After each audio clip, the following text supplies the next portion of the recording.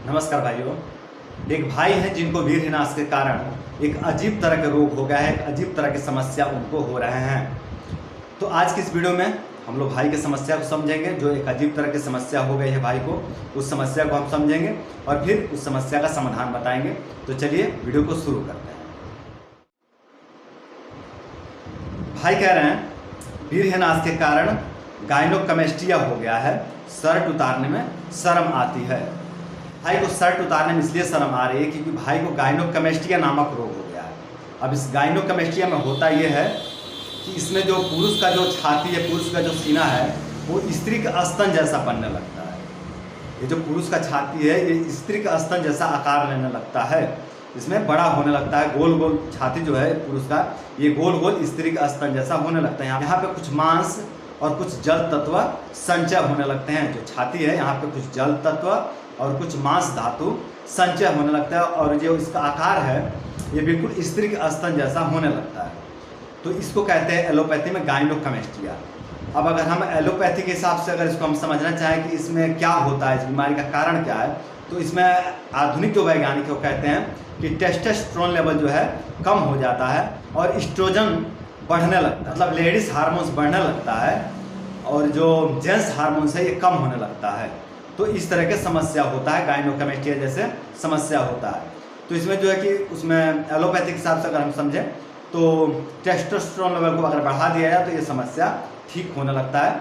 और कई बार इसमें सर्जरी की भी सलाह देते हैं चिकित्सक, लेकिन हम यहाँ आयुर्वेद के हिसाब से इसका चिकित्सा जानेंगे और बिना सर्जरी के, यहाँ पे कोई सर्जरी नहीं, केवल आयुर्वेद के नियमों का पालन करके, योग को फॉलो करके, योग करके, और हम आयुर्वेद की कुछ दवाइयों को लेकर के हम इस बीमारी को ठीक कर सकते हैं। लेकिन पहले हम समझेंगे आयुर्वेद के हिसाब से कि यह है क्या।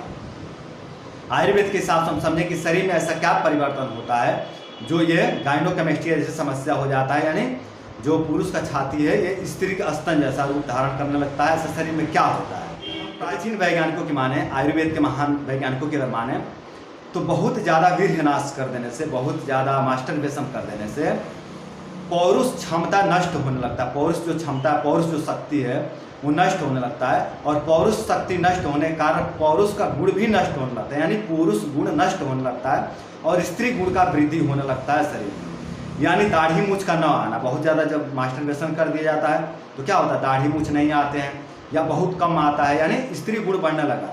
आवाज़ खराब हो जाता है, आवाज़ बहुत दुर्बल हो जाता है, पतला हो जाता है, लेडीज जैसा हो जाता है, ठीक है। और शरीर थुलथुल बन जाता है, जैसा स्त्री का शरीर होता है ना थुलथुल, वैसा थुलथुल बन जाता है, यानी कहीं गठीलापन नज़र नहीं आएगा शरीर में। स्ट्रक्चर जो शरीर की बनावट है वो स्त्री के शरीर जैसा होने लगता है, बिल्कुल थुलथुल हो जाता है। और जो अपना छाती होती है बिल्कुल नरम नरम हो जाता है, सीना जो छाती की जो मांसपेशियाँ हैं वो बिल्कुल नरम नरम हो जाता है स्त्री के मांसपेशियों के जैसा, ठीक है। तो इस तरह जो है कि पौरुष क्षमता नष्ट होने के कारण पौरुष गुण भी नष्ट होने लगता है और स्त्री गुण की वृद्धि होने लगता है, जिसके कारण इस तरह की समस्याएं हो जाते हैं, जिसको आज के भाषा में गायनोकमेस्टिया कहते हैं, जिसमें पुरुष की जो छाती है वो स्त्री का स्तन जैसा होने लगता है, ठीक है। तो हमने आयुर्वेद के हिसाब से समझा कि इसमें होता क्या, शरीर में क्या परिवर्तन होता है। अब इसको दूसरे ढंग से भी समझ लेते हैं आयुर्वेद के हिसाब से। देखिए बंधु, जब बहुत ज़्यादा वीर्य क्षय कर देते हैं तो अग्नि विकृत हो जाती है, जो पेट की जठर अग्नि है ये विकृत हो जाती है, और जठर अग्नि के विकृत होने से शरीर में जल तत्व का संचय होने लगता है, शरीर में जल तत्व का वृद्धि होने लगता है, शरीर में जल तत्व संचय होने लगता है, अर्थात इकट्ठा होने लगता है। और ये जल तत्व वायु के माध्यम से, वात दोष के माध्यम से, हवा के माध्यम से छाती पर आकर के इकट्ठा होने लगता है, ठीक है। ये जो बढ़ा हुआ जल तत्व है जो अग्नि के विकृति से हुआ है, अग्नि के विकृति से, अग्नि के कमज़ोर हो जाने से पाचन तंत्र वीक पड़ जाता है, कमज़ोर पड़ जाता है, और पाचन तंत्र कमज़ोर हो जाने से जल तत्व का पाचन नहीं हो पाता है अच्छी तरह से, और ये जो है कि बढ़ा हुआ जल तत्व छाती पर आके जमा होने लगता है। और यहाँ जो छाती के जो मांस धातु है, ये मांस धातु और जल तत्व दोनों मिल करके यहाँ पे स्त्री का स्तन जैसा रूप धारण करने लगते हैं। तो ये आयुर्वेद के साथ समझा कि इसमें होता क्या, शरीर में होता क्या है, किस तरह से जो है कि यहाँ पे छाती में मांस धातु और जल तत्व का वृद्धि होने लगता है, ठीक है।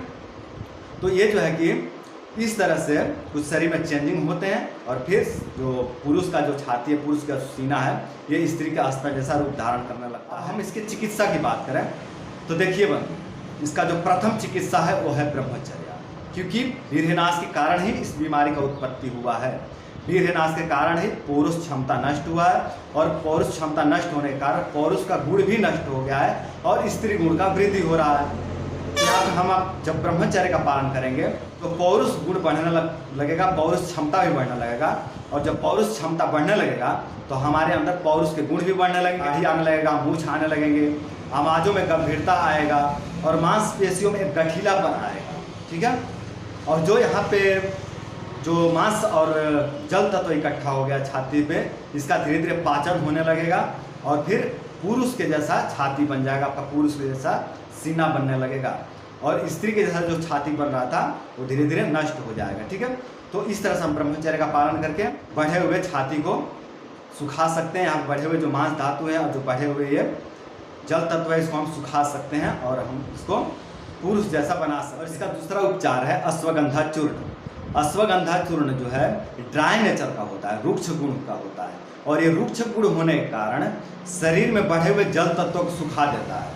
और इसमें गायनोकमेस्टिया में यही तो होता है कि छाती पर जल तत्व का वृद्धि हो जाता है।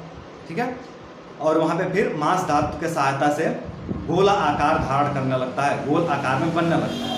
तो ऐसे में जब हम अश्वगंधा चूर्ण का सेवन करेंगे तो ये वहाँ पे बढ़े हुए जल तत्वों को सुखा देगा। अगर शरीर में कहीं भी जल तत्वों का वृद्धि होगा, चाहे वो फेफड़े का अंदर हो गया हो, चाहे वो कहीं बाहर में हुआ हो, ठीक है, चाहे कहीं गांठ का रूप धारण कर लिया हो, चाहे कहीं पे जो कहते हैं ना गिल्टी हो गया हो, तो ऐसे में अश्वगंधा चूर्ण बहुत बेनिफिशियल है। चाहे वो पेट के अंदर कहीं पानी इकट्ठा हो गया हो, जलोधर हो गया हो, है ना, तो इस तरह कहीं भी अगर शरीर में जल संचय हो गया है, जल इकट्ठा हो गया है, तो उसमें हम अश्वगंधा चूर्ण का सेवन करके लाभ उठा सकते हैं, उस बढ़े हुए जल तत्व को हम सुखा सकते हैं। और तीसरा औषधि है कचनार गुगलू। कचनार गुगलू में वो क्षमता है कि किसी भी तरह के गांठ को खत्म कर सकता है, गला सकता है। और ये जो गायनोकमेस्टिया है, जो पुरुष का छाती है, ये स्त्री का स्तन जैसा बन रहा है, ये भी एक तरह का गांठ ही है, ये भी एक तरह का गांठ है, गाउट है।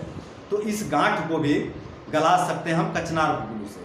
तो अश्वगंधा का प्रयोग करें और कचनार गुगलू का प्रयोग करें, ये औषधि हो गया। ठीक है, और पहला जो हमने चिकित्सा बतलाया आपको वो बताया ब्रह्मचर्य। ठीक है, तो ब्रह्मचर्या और अश्वगंधा चूर्ण, कचनार गुगलू, ये 3 उपाय हो गया। और चौथा उपाय है प्रतिदिन नियमित रूप से आप सूर्य नमस्कार का अभ्यास करें।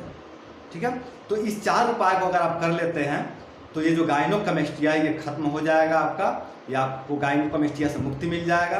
तो बंधु, उम्मीद करता हूँ कि वीडियो में जो उपाय बताया गया है उस उपाय को करके आप अपने गायनोकमेस्टिया को ठीक करेंगे। और जिस किसी भाई को भी इस तरह की समस्या हो, गायनोकमेस्टिया जैसा समस्या हो गया हो, या फिर शरीर थुलथुल हो गया है, या फिर दाढ़ी नहीं आ रहे, या फिर आवाज़ की जो है कि विकृति आ गया है, जो मतलब स्त्री गुण की वृद्धि हो रही है शरीर में, उनके स्वभाव में स्त्री गुण आ रहा है और पौरुष गुण का क्षय हो गया है, जिनको भी इस तरह की समस्या हो गया है वो लोग इस वीडियो को फॉलो करके लाभ उठा सकते हैं। जिस किसी भाई को भी गायनोकमेस्टिया हो गया वो लोग भी इस वीडियो को फॉलो करके आप अपने गायनोकमेस्टिया को ठीक कर सकते हैं। तो बंधु, आज के लिए इतना ही। नमस्कार।